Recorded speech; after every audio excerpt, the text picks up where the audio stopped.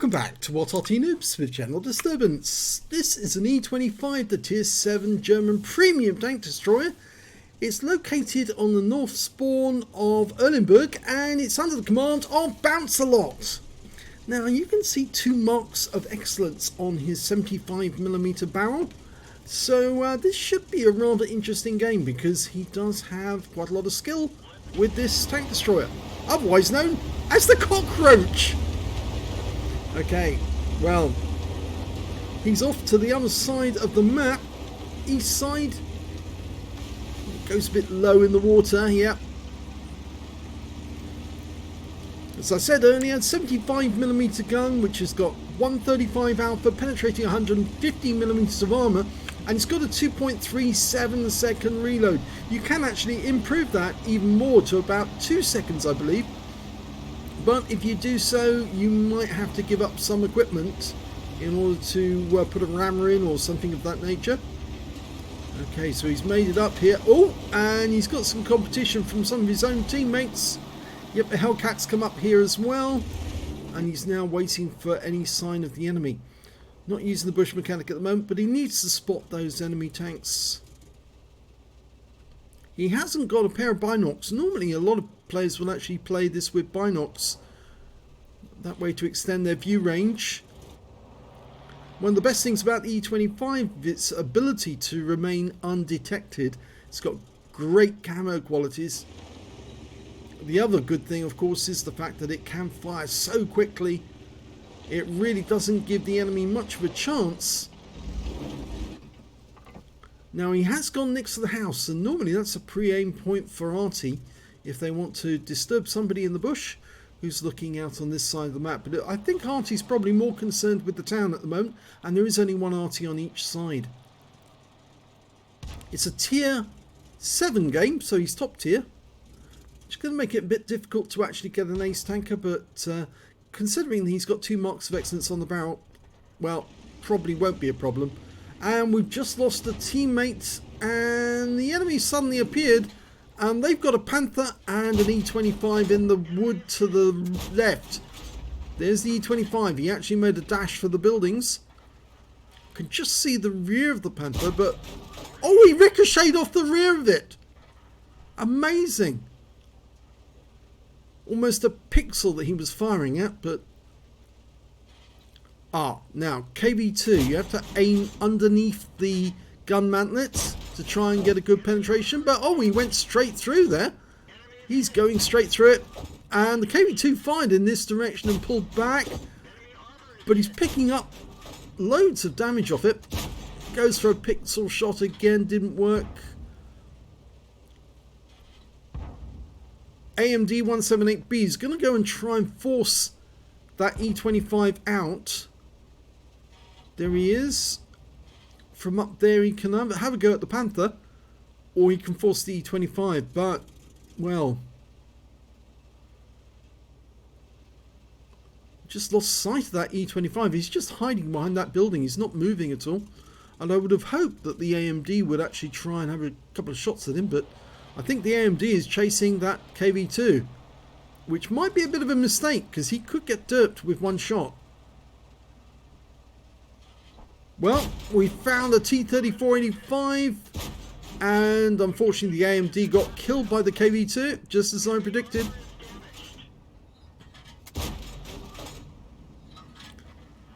He's got 45 rounds of ammunition left.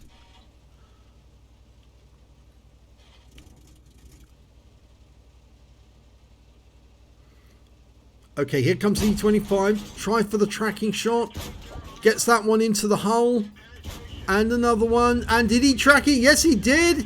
He did track it, but his teammates in the Hellcat didn't have a go at it. And so that E25 is now getting close. The KV2's coming up.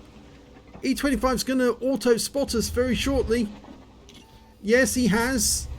And that means we have to pull back, otherwise the KV2's going to have a shot at us as well. That Hellcat should have tried to shoot the other E25 when he came out in the open, but of course he was mucking about. He wasn't playing the game properly, which is why he was actually interfering with Bounce-A-Lot earlier. Okay, so Bounce-A-Lot's come to a side view to see if he can get a shot into the side of the E25. As he tries to come forward, aim a little lower, I think. Although he can't really do that without coming up over the rise a bit more. If the E25 makes a move, he should be able to get him. Arty's targeting him. The down arrows appear, so that tells you Arty's looking that way. But now we've lost sight of him because the Hellcat's pulled back. And that means now we don't know where he is because, of course, those camo qualities. But he doesn't know where we are either. So I think the next time we see him, he's going to be on the move. Hellcat's pulled all the way back to the river, to the wood next to the river, which is very bad. And we've got a tiger tank out in the open to our right, which is not exactly very helpful. There he is, because he's more than likely going to get targeted by the E25.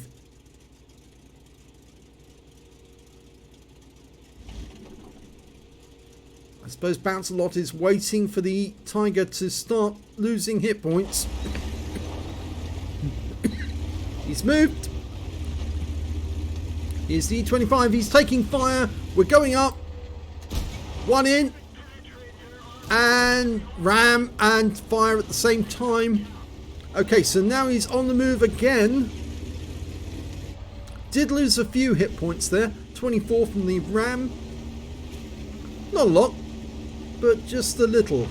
Now the T-3485M is probably up ahead of us. So he's using the buildings and he's weaving as he's going to try and throw off any shell. Doesn't want to lose the 185 hit points to a T-3485 shot. Okay, he's managed to make it up here. And the T-3485 is trying to pull away, so we've gone around into his rear, tracking him. Now we can go to town on him, finish him off. Two more. Oh, we got him with the next round. Got a high roll. Now, where's that KV2?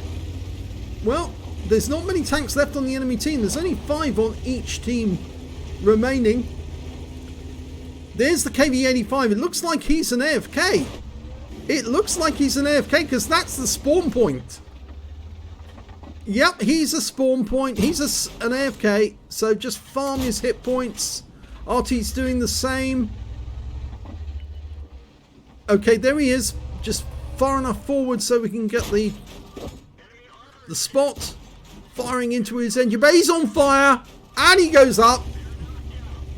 I think he could have left that last shot and he would have ended up with an arsonist as well. Okay, on the move. You're doing the in-out thing again, Mr. Bounce-A-Lot, so I'll take control of the camera. Oh, knocked a tree down, gives away his position. There's still an enemy Arty out there, remember. It's an SU-8. Okay, trying to approach the cat from this angle. I suspect the SU-8 is going to be on the other side of the river.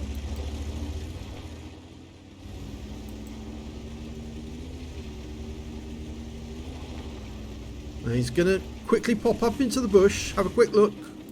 Does he see anything? Yes, well, it's not us who's seeing that Tiger 1. But he's at the city. The Hellcat spotted him. And he's requesting fire on the Tiger.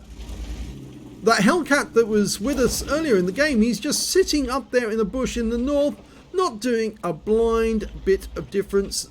It's not helping the team at all. I thought he was trouble when he first started rubbing up against Bounce-A-Lot at the start of the game. And the Hellcat goes down to the SU-8. So probably was spotted. E25 on the enemy team is actually now... We've got another E25. He's about to approach our Hummel.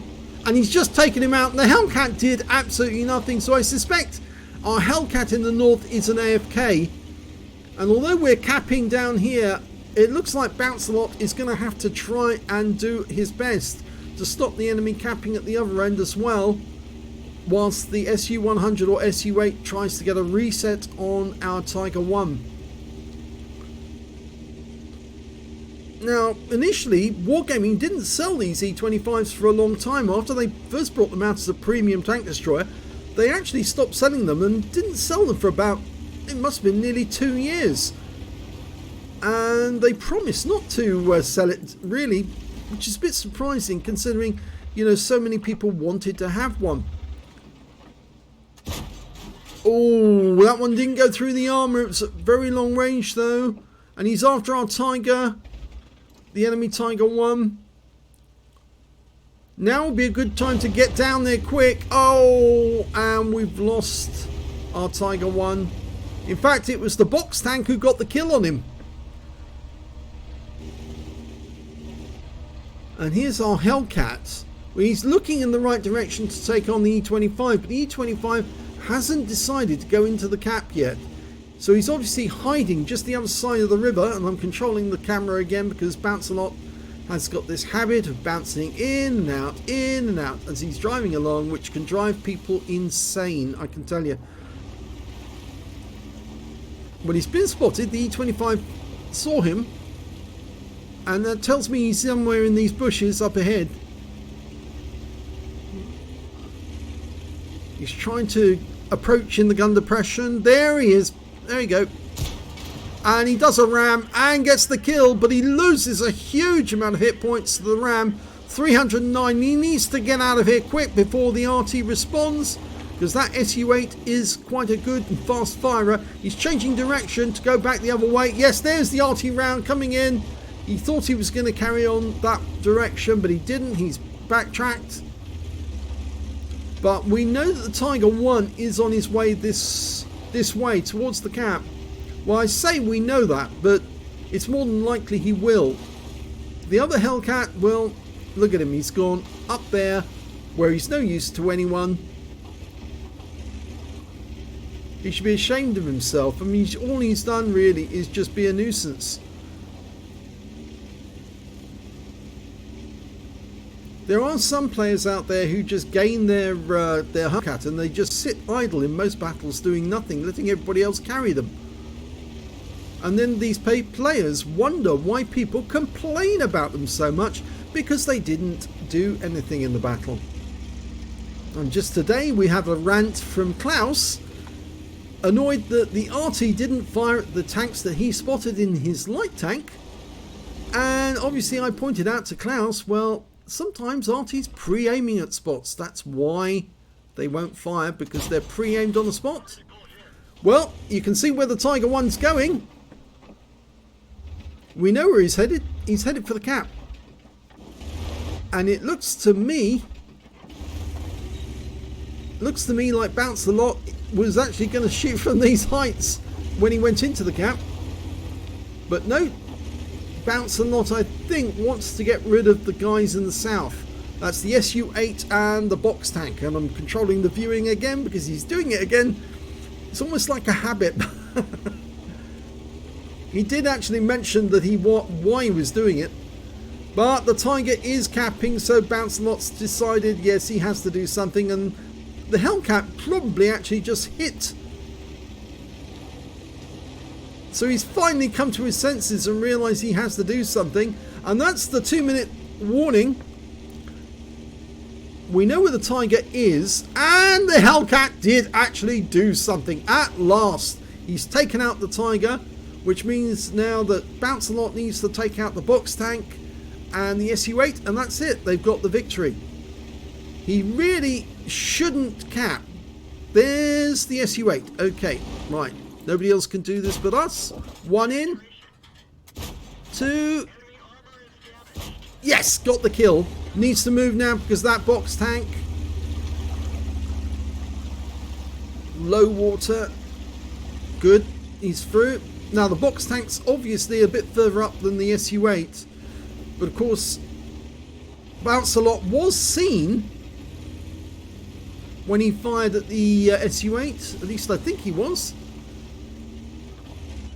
There's the box tank. This is to win the battle. Is he auto-aimed on? Yes, 1 in. 2. Can't rely on the Hellcat to do it. So Bounce-A-Lot needs to win the battle, and he gets it! And the Top Gun wins the battle for the team. Oh yeah. Let's have a look at the end of battle stats. It's an ace tank of a Bounce-A-Lot in the E25. He managed to get a bruiser medal for getting at least 5 critical hits. He got 15. He got a duelist and a fire for effect out of the minor medals. Out of the epic ones, he picked up a high caliber for dealing the most damage in the battle and a top gun for getting at least 6 kills. And thanks to that Hellcat dealing with the Tiger 1, yes, he finally did start doing what he was supposed to do and shoot the enemy. And at last, well, that left Bounce-A-Lot to take out the last 2 contenders and win the game. Let's have a look at the team score.